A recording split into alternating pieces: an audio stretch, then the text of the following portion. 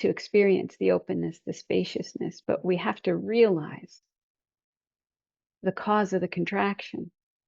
It's not something creates the openness and then the spaciousness. It's something causes the contraction. Okay. Yes, it's a nugget, May. It's not that something causes the spaciousness or the openness. Something causes the contraction. And it's not something, it's you. You are contracting. And you need to release and open and drop that. Drop that what? Drop the mind. It's the mind you're holding on to. And as long as you hold on to it, and that is a contraction, it drives and it must go forward. And then you'll get more and more content to hold on to. And you drive it faster and faster, and the emotion goes higher and higher as the thinking degenerates. Thinking degenerates when you have a bad feeling thought that you believe feels worse than what you were feeling before. And then the next thought that matches that feels even worse.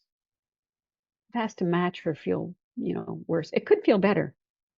But if you're believing a bad feeling story, you're not going to go in the direction of better till you wake up. And so we tend to degenerate. Bad feeling causes bad thoughts to match, causes worse feelings, causes worse thoughts, causes worse feelings. And so you drag yourself down unconsciously into this pain and suffering until you realize and you wake up. You're like, oh, none of that's happening. And then you've built up a state that might be pretty heavy.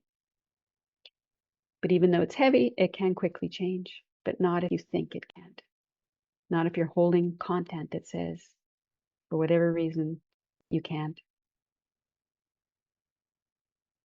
The fact and the truth and the reality is you always can. No matter what the mind says, the mind is not right, it's not real, it's not true, it's not you. It's imaginary. And this is what we need to see, it seems. Again and again, we need to see it again and again. That the story in the mind is imaginary. It's felt, but it's imaginary. So it's optional. You don't have to suffer and feel the mind.